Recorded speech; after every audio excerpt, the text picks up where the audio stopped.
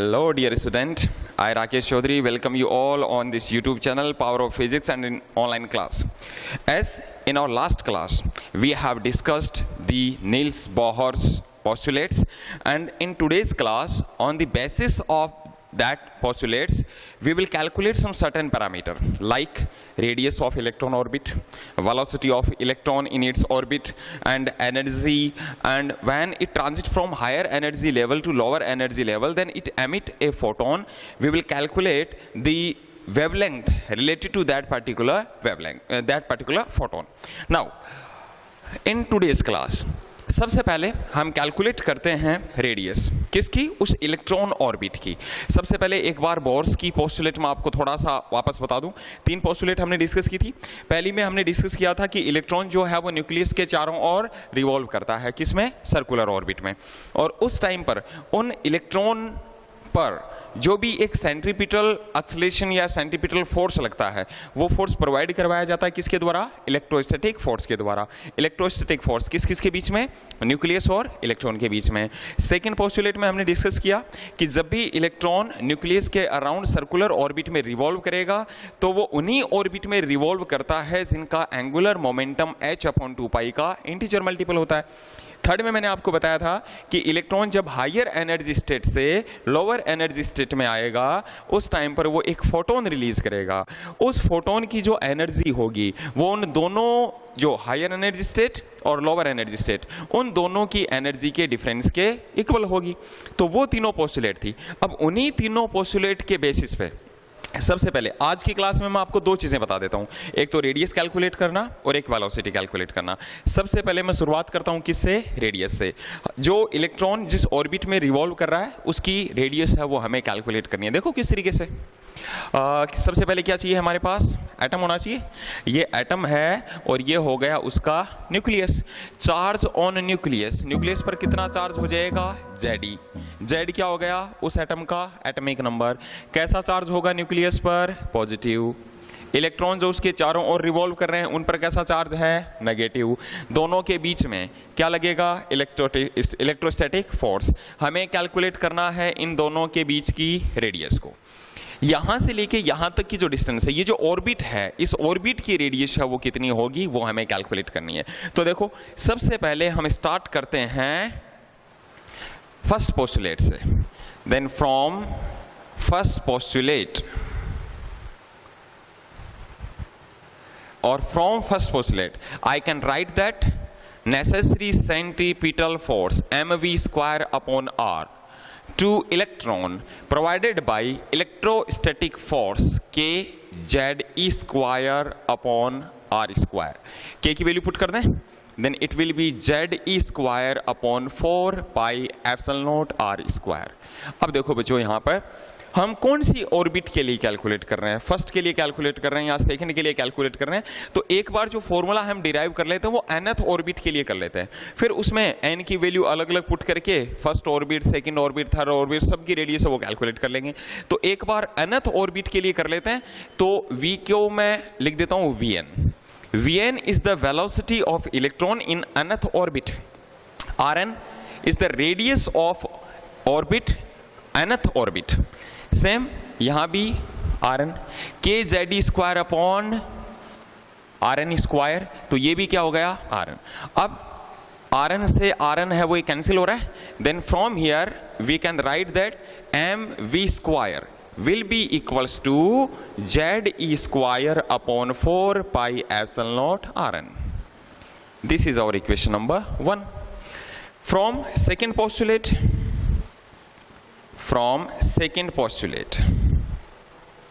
और second postulate क्या बताई थी मैंने नील्स बोहर की आपको, कि इलेक्ट्रॉन उन्हीं ऑर्बिट में रिवॉल्व करेगा जिनका एंगुलर मोमेंटम mvr h/2π का इंटीजर मल्टीपल होता है nh/2π. Here Vn Rn.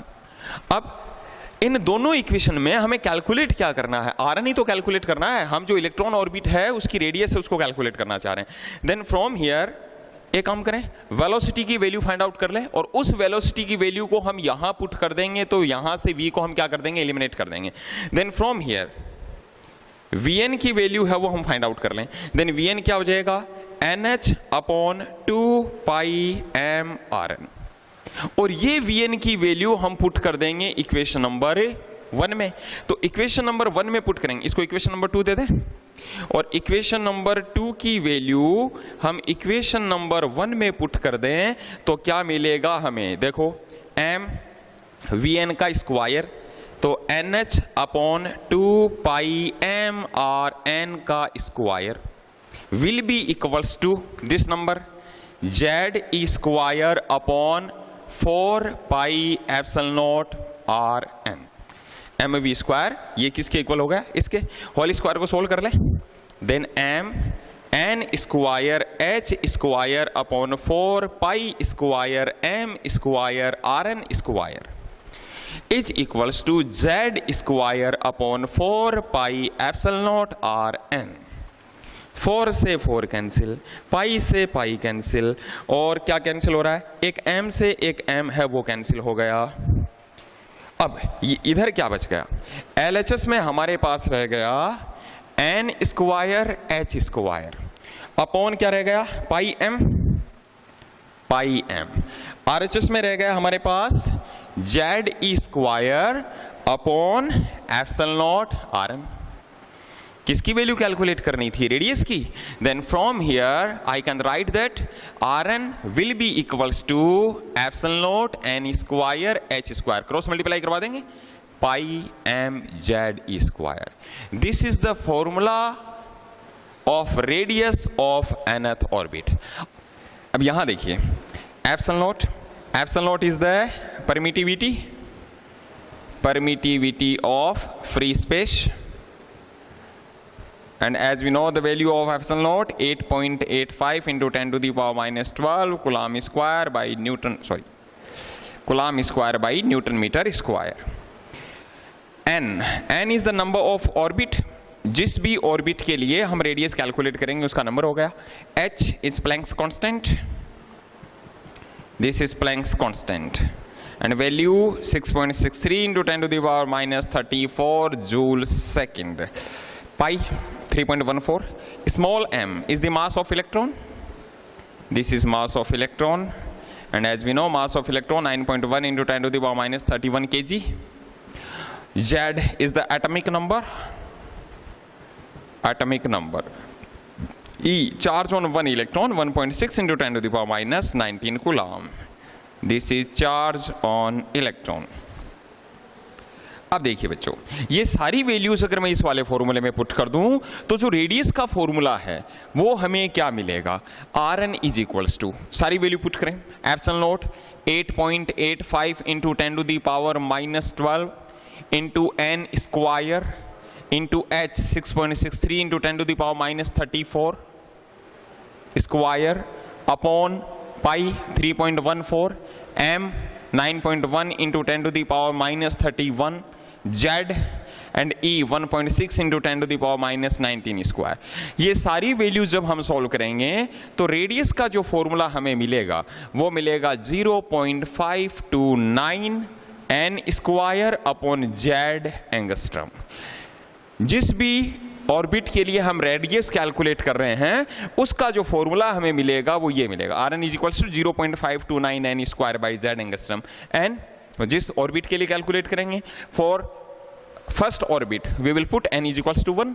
Hydrogen atom, mostly hydrogen atom के लिए कैलकुलेट कर रहे हैं, then for hydrogen atom Z will be 1। Then for hydrogen atom, तो हाइड्रोजन एटम के लिए हम कैलकुलेट करें तो Z की जगह क्या पुट कर देंगे हम, 1। एक चीज और, ये वाला जो फॉर्मूला आया है एक बार यहीं पर अपन और दोबारा उस चीज को देखें, for Z is equals to 1 and n is equals to 1।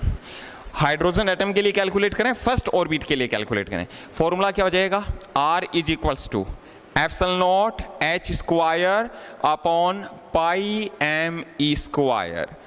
This formula is known as Bohr radius. इसको हम बोलते हैं बोहर रेडियस, कि हाइड्रोजन एटम की फर्स्ट ऑर्बिट की जो भी रेडियस होती है यह वैल्यू आएगी which is equals to 0.529 angstrom.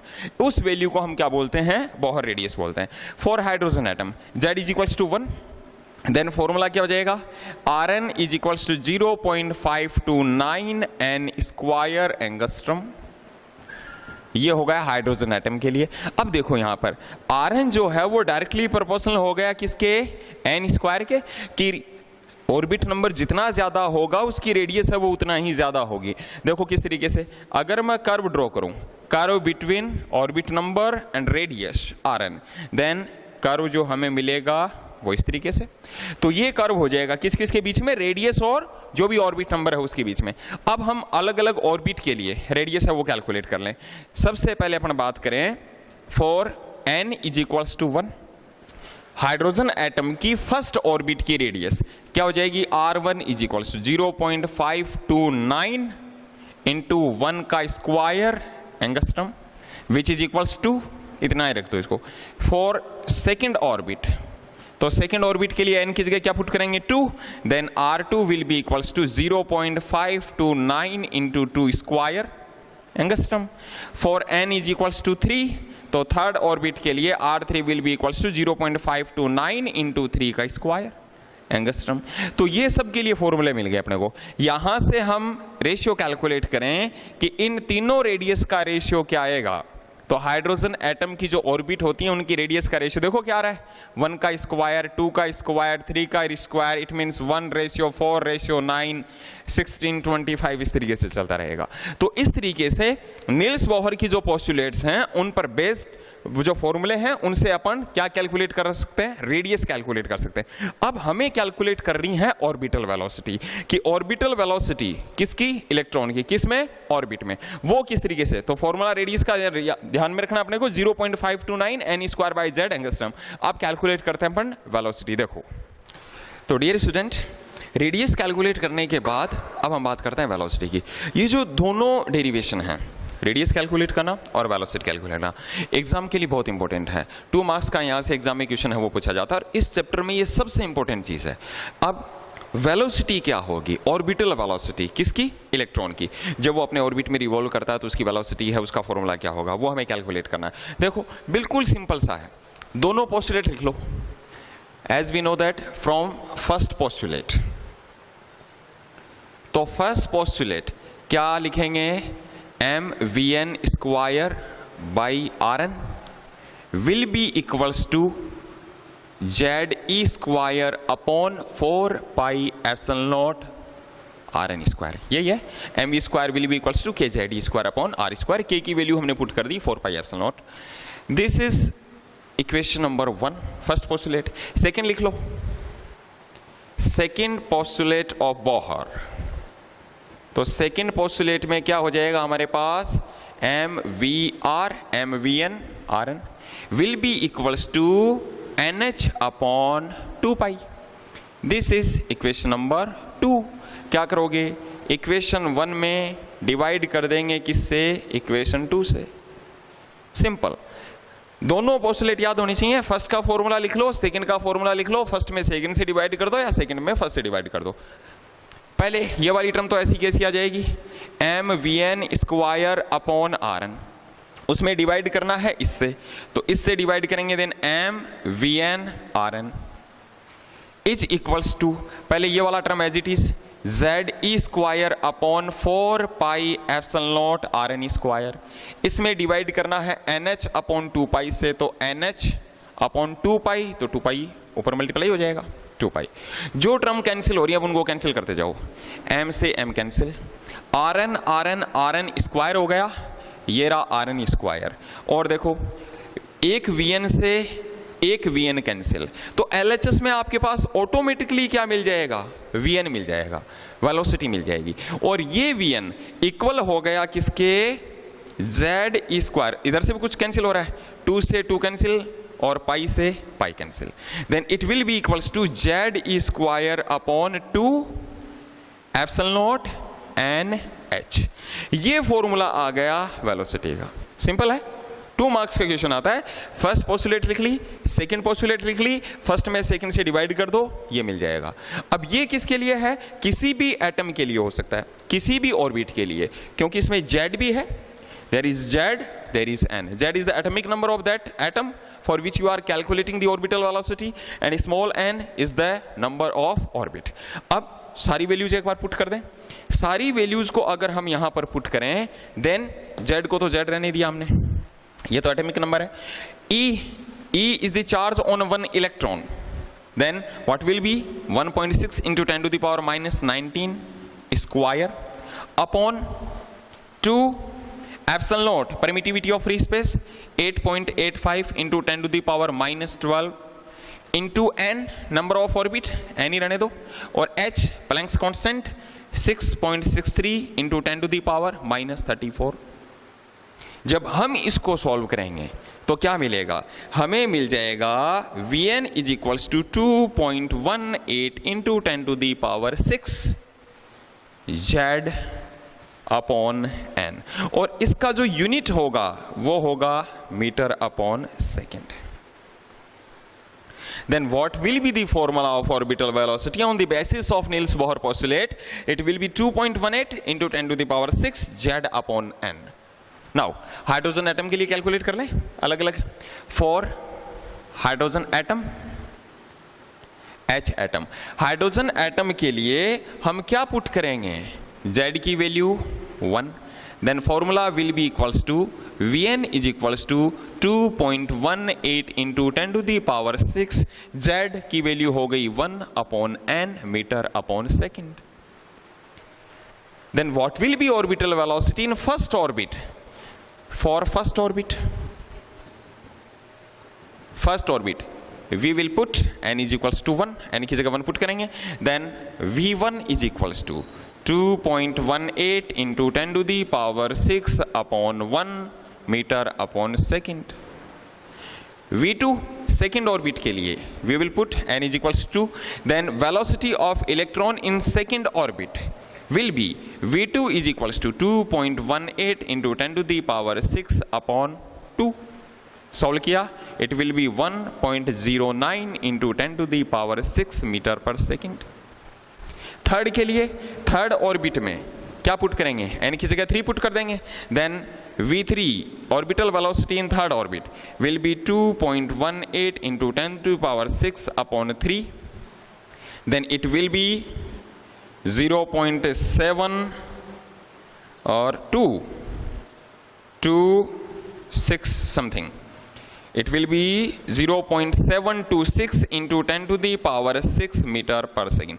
यहां से देखो क्या पता चल रहा है, as the number of electron orbits increases, जैसे जैसे n इंक्रीज हो रहा है, फर्स्ट में था 2.18, सेकेंड में 1.09, थर्ड में 0.729, जैसे जैसे नंबर ऑफ ऑर्बिट इंक्रीज होते जा रहे हैं वैसे वैसे वेलोसिटी, ऑर्बिटल वेलोसिटी है वो क्या हो रही है, धीरे धीरे डिक्रीज होती जा रही है.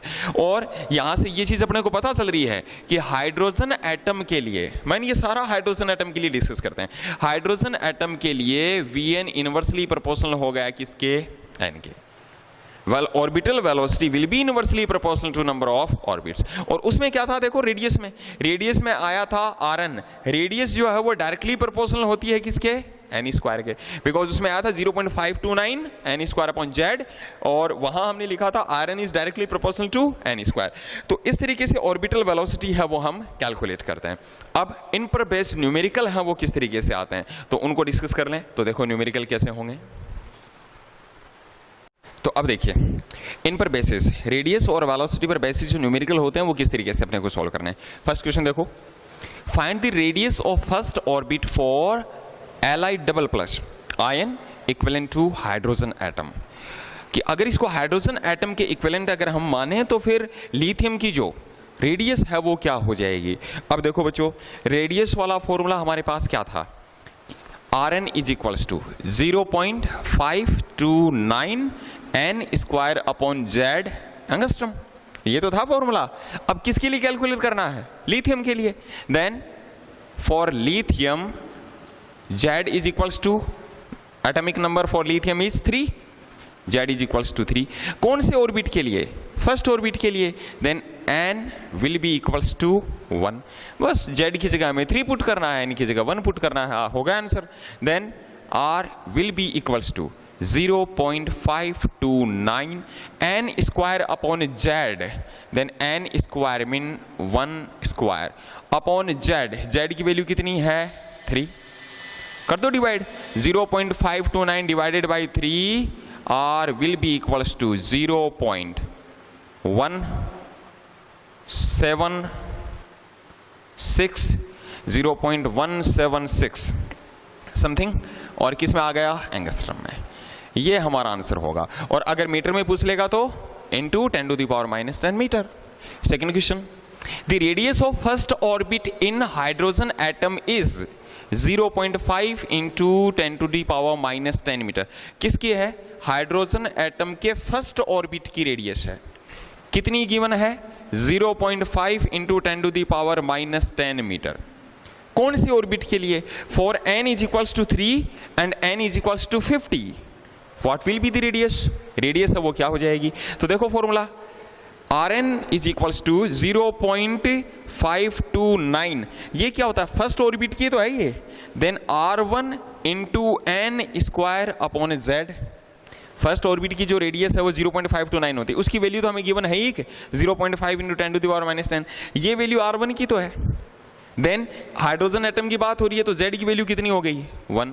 अब इसका मतलब ये हुआ Rn is equals to n square into R1, जिस भी ऑर्बिट के लिए, for n is equals to 3 के लिए हम कैलकुलेट करेंगे, then R3 will be equals to 3 square into R1, और R1 की वैल्यू कितनी है 0.5 into 10 to the power minus 10 metre, then our answer will B